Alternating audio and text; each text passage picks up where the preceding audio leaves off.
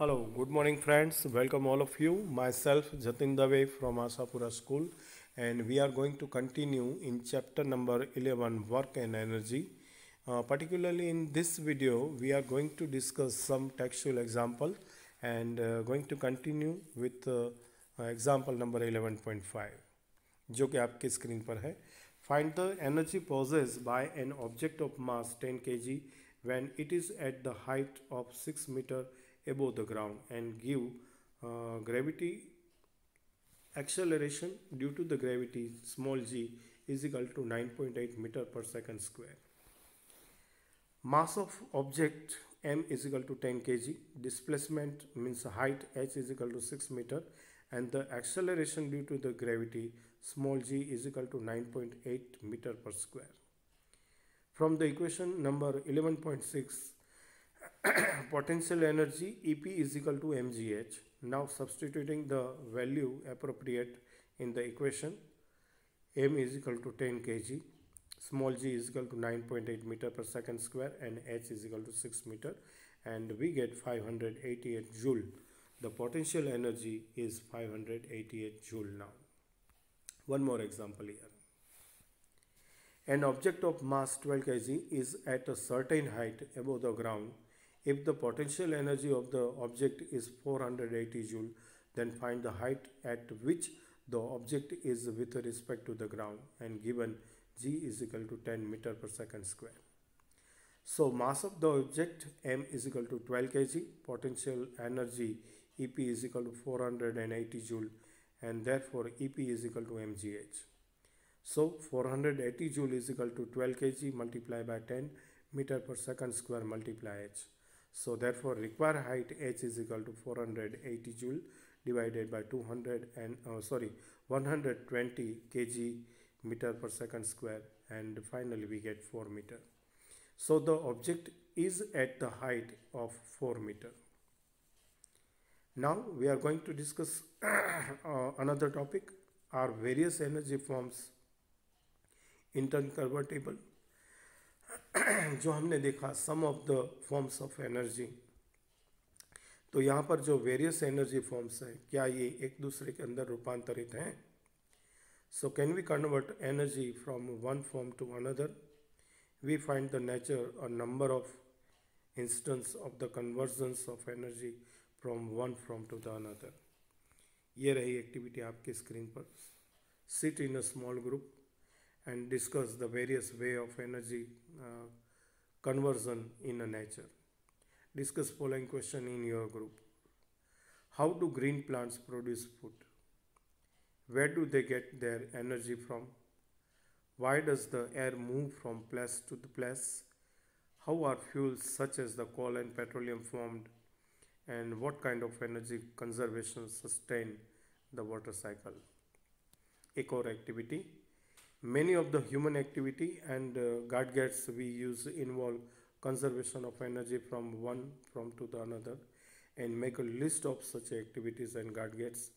Identify in each activities or gadgets the kind of energy conservation that take place. Activity 11.13 and 14, we learn that the form of energy can be changed from one from to another. तो इस activity के माध्यम से हमने ये देखा कि energy है वो एक फॉर्म से दूसरे फॉर्म्स में चेंज होती है. What happen to the total energy of the system during और आफ्टर द प्रोसेस? तो प्रोसेस के दौरान और प्रोसेस के अंत में जो टोटल एनर्जी है सिस्टम की उसका क्या होता है? Whenever energy gets transfer the total energy remains unchange. जब एनर्जी एक फॉर्म से दूसरे फॉर्म में ट्रांसफ़र होती है तो टोटल एनर्जी है वो रिमेन अनचेंज रहती हैं. This is the law of conservation of energy, जिसे ऊर्जा संरक्षण नियम कहा जाता है. And according to this law energy can only be converted from one form to another. तो इस रूल्स के हिसाब से सिर्फ एनर्जी है वो एक रूप से दूसरे रूप में रूपांतरित होती है. It can neither be created not be destroy. ना तो इसे पैदा किया जा सकता है ना इसे ख़त्म किया जा सकता है. The total energy before and after the transformation remains the same. तो टोटल एनर्जी है वो ट्रांसफॉर्मेशन से पहले या बाद में इक्वल रहती है. The law of conservation of energy is valid in all situation and for all kind of transformations. तो ये जो लॉ ऑफ कंजर्वेशन है ये हर एक सिचुएशन में और हर प्रकार के रूपांतर में सच है. द कंसिडर सिंपल एग्जाम्पल, एक छोटा सा सिंपल एग्जाम्पल हम लेंगे. Let an object of mass m be made to fall freely from the height h. At the start, the potential energy is mgh and kinetic energy is 0. Why is the kinetic energy 0? It is 0 because its velocity is 0. The total energy of the object is thus mgh. And as it fails, its potential energy will change into kinetic energy. If v is the velocity of the object at the given instant, the kinetic energy would be dash mv square. As the fall of the object continues, the potential energy would decrease while the kinetic energy would increase, and when the object is about to reach the ground, h is equal to 0 and v will be the highest. Therefore, the kinetic energy would be the largest and potential energy the least. However, the sum of the potential energy and kinetic energy of the object would be the same at all points, that is, potential energy plus kinetic energy equal to constant. That means mgh plus 1/2 mv square is equal to constant. The sum of the kinetic and potential energy of an object, it is the total mechanical energy. We find that during the free fall of the object, the decrease in a potential energy at any point in its path appear as an equal amount of increase in kinetic energy. Here the effect of air resistance on the motion of the object has been ignored, and there is thus the continual transformations of the gravitational potential energy into kinetic energy. One more activity on your screen, activity 11.15. An object of mass 20 kg is dropped from the height of 4 meter. Fill in the blanks in the following table by computing the potential energy and kinetic energy in each case. First column shows the height at which the object is located in meter, 4, 3, 2, 1 and just above the ground. Second column shows the potential energy, EP is equal to mgh in measure in the joule. Third column shows the kinetic energy, EK is equal to 1/2 mv square, is also measured in the joule. And last column is the sum of the kinetic energy plus potential energy in joule. For simplifying the calculation, take the value of g as a 10 meter per second. What would have happened if the nature had not allowed the transformation of energy? There is a view that the life could not have been possible without transformation of energy. Do you agree this? Okay, continue करते हैं हम next topic को, rate of doing work. Do all of us work at the same rate? क्या हम सब एक समान समय में काम कर सकते हैं, एक समान कार्य कर सकते हैं?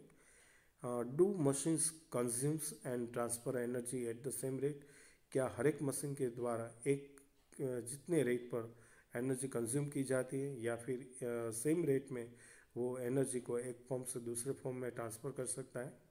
Agents that transfer energy do work as a different rate, and let us understand this forms the following activities. तो इस बात को समझने के लिए एक और एक्टिविटी हम देखेंगे. कंसिडर 2 चिल्ड्रंस, 2 बच्चों को लेना है, A and B इसे कहेंगे, and let us say that weight the same. ऐसे बच्चों को लेना है जिन दोनों का वजन समान हो. Both the start climbing up a rope separately. दोनों अलग अलग रोप के द्वारा क्लिम्बिंग करने की कोशिश करेंगे, ऊपर की तरफ चढ़ने की.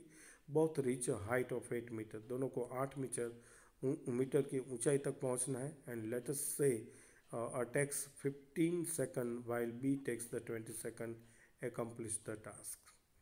तो ए नाम का जो बच्चा था उसे वहीं तक पहुंचने के लिए 15 सेकंड लगे और बी को 20 सेकंड का समय लगा. What is the work done by each? दोनों ने कितना कार्य किया? The work done is the same, यहाँ पर दोनों के द्वारा हुए कार्य समान है। However A has taken less time than B to do the work, इसके बावजूद बी के ए ने लिया हुआ समय कम है और बी के द्वारा जो समय लिया गया वो ज़्यादा था। Who has done more work in the given time, किसने गिवन टाइम के अंदर ज़्यादा काम किया, से इन 1 सेकंड, 1 सेकंड के अंदर। तो इस डिस्कस को हम कंटिन्यू करेंगे नेक्स्ट वीडियो के साथ। हम टॉपिक पर डिस्कस कर रहे हैं रेट ऑफ डूइंग वर्क। हमारा जो मुद्दा है वो है रेट ऑफ डूइंग वर्क के बारे में, और इस एक्टिविटी को ध्यान में रखते हुए हम कंटिन्यू करेंगे नेक्स्ट एपिसोड में। इस वीडियो में यहाँ तक आपका धन्यवाद करेंगे। Thank you very much and bye bye.